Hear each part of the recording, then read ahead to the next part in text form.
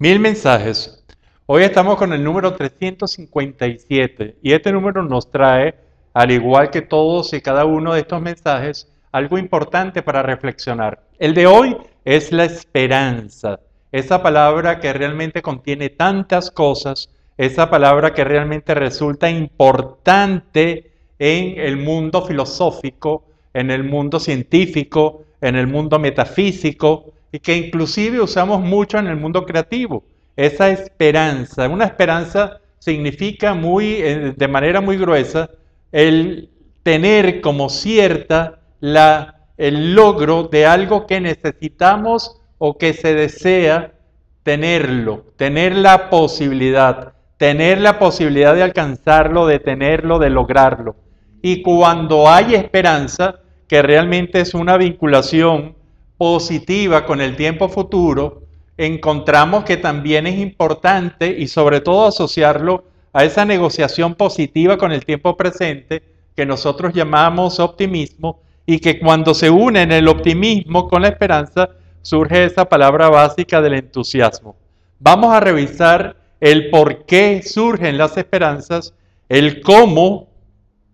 se manifiestan las esperanzas, inclusive en formas muy extrañas, y el para qué un individuo, un grupo, una familia, una institución, un país y hasta la humanidad entera tenemos esperanzas, esa negociación positiva con el futuro. Si nosotros comenzamos a revisar, hay una esperanza filosófica. Esa esperanza filosófica está quizás en la posibilidad real, para mí es, y es la opinión que yo tengo, de que la humanidad ha evolucionado. Es decir, la humanidad ha evolucionado a medida que pasan los años, a medida que pasan los siglos. La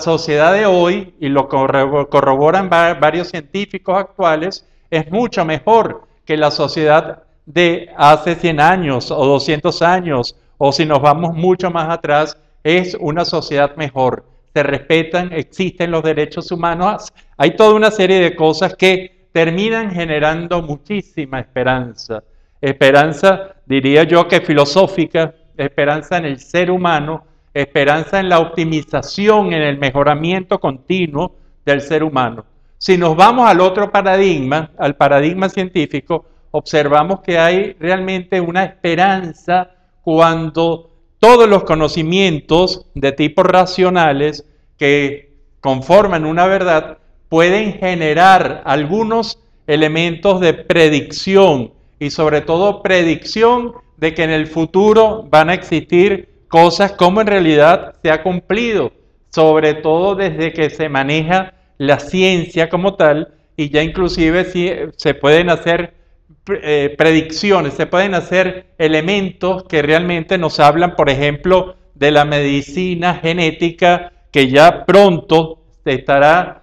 acompañándonos como un instrumento de bienestar humano, y así otras tantas cosas. Cuando nosotros nos enfrentamos entonces a la esperanza científica, es que se tiene el conocimiento para poder predecir con mucha certeza lo que va a suceder en el futuro. Cuando llegamos a la esperanza, y a la esperanza de tipo metafísica, esa esperanza que podemos verla en el mundo de lo intangible y que se puede asociar, por supuesto, con la religión, encontramos que la mayoría de las religiones que han permanecido en el mundo son cantos de esperanza, es decir, son una visualización positiva del ser humano hacia su trascendencia, hacia ese más allá. Entonces, la esperanza, desde el punto de vista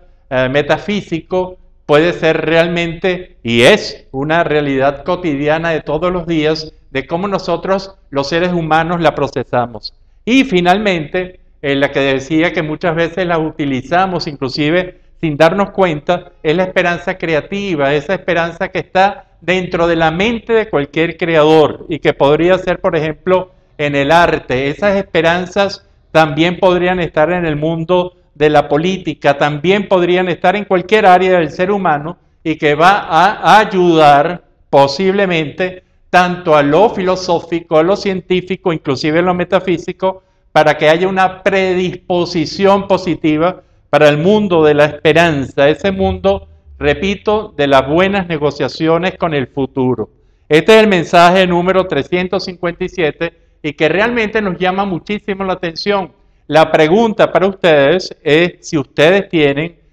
conciencia de cuáles son sus grandes esperanzas, de cómo saben manejarla, si forma parte de su cotidianidad, es decir, si ustedes se enfrentan al mundo, a la vida, con esperanza. Esa esperanza que inclusive y ha generado hasta cuadros de tipo moral, movimientos de tipo moral, en donde realmente esa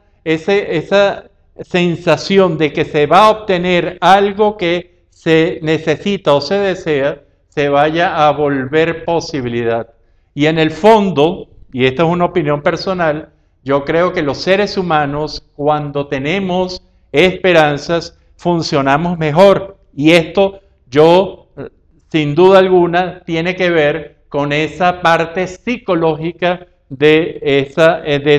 esa confrontación de la vida, con todo lo bueno y con todo lo malo que tiene, pero verla con una negociación positiva al futuro, que inclusive va más allá de nuestra vida individual y se convierte en esa esperanza de generación en generación que se va transmitiendo y que, repito, ha hecho que el ser humano de estos días, a pesar de todos sus grandes defectos y de sus grandes fallas, sea mejor que el ser humano que fuimos antes como humanidad. Este es el número 357 y realmente es un placer traerlo aquí a estos 1000 mensajes. Será hasta el próximo de ellos.